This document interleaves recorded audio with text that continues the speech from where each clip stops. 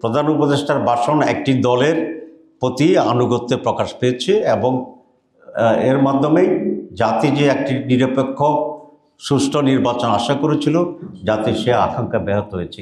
এর আগেও আমরা দেখেছি যে এই সরকার এই দলটির প্রতি নানাভাবে তাদের আনুগত্য অথবা তাদের দুর্বলতা প্রকাশ করছে। সেটা শুরু হয়েছিল লন্ডনে গিয়ে নির্বাচনের তারিখ ঘোষণা করা, অন্যান্য দলগুলোর সাথে আলোচনা না করেই নির্বাচন কমিশনের রোডম্যাপ ঘোষণা করে দেওয়া এবং বিভিন্ন সময়ে তাদের আচরণে একটি দলের দাবিকে অধিকতর গুরুত্ব দেওয়ার যে প্রবণতা, সবটা মিলেই আজকে জাতির কাছে এটা প্রতিমান হয় যে এই সরকার এখন আর নিরপেক্ষ সরকার নয়। এই সরকার একটি দলের প্রতি অনুগত অথবা একটি দলের প্রতি দলকে ক্ষমতা আনার জন্যে যেন একটি নির্বাচন আয়োজনের জন্যেই তাদের প্রচেষ্টা আছে বলে আমরা মনে করি।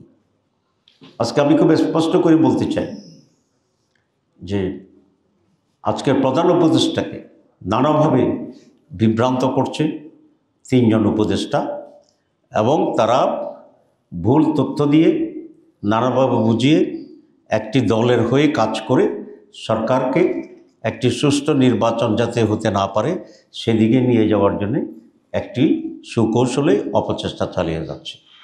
আমরা আজকের এই মুহূর্তে স্পষ্টভাবে ঘোষণা দিতে চাই, আমরা 8 দল এবং আমাদের সাথে আরও কিছু দল আছে যারা ফর্মালি না আসলেও আমাদের সাথে যোগাযোগ আছে, আমরা সকলেই আগামী ফেব্রুয়ারি মাসে রোজার আগেই একটি জাতীয় নির্বাচন অনুষ্ঠিত হোক এই ব্যাপারে দৃঢ় প্রতিজ্ঞাবদ্ধ এবং সেই জন্যই আমরা আমাদের সকল প্রস্তুতি সম্পন্ন করার জন্য আমরা মাঠে কাজ করছি।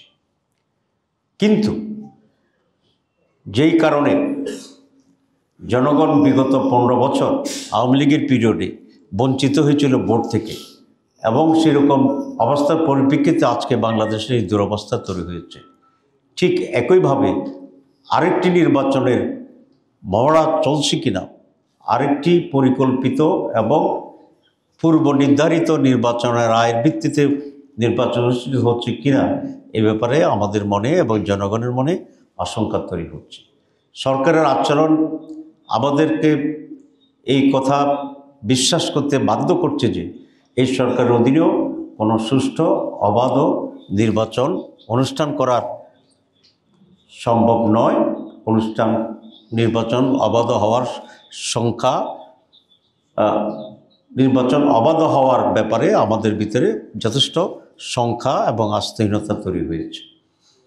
আমরা দেখছি এই সরকার আসার পর থেকে লেভেল প্লেইং ফিল্ড যেটা তৈরির জন্য আমরা বলেছি, সেটা ব্যাপারে এই সরকার আদৌ মনোযোগী নয়, বরং সরকারের কয়েকজন উপদেষ্টার সহযোগিতায় একটি বিশেষ দলের পক্ষ থেকে প্রশাসনকে দলীয় প্রশাসনে রূপান্তর করার জন্য চেষ্টা হচ্ছে।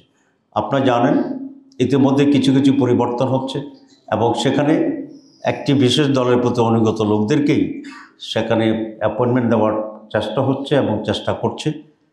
প্রশাসনে যারা ভালো লোক ছিল, সৎ লোক ছিল, তাদেরকে কোনো দলের ট্যাগ লাগিয়ে গুরুত্বপূর্ণ জায়গা থেকে সরিয়ে দেওয়ার জন্য চেষ্টা করা হচ্ছে।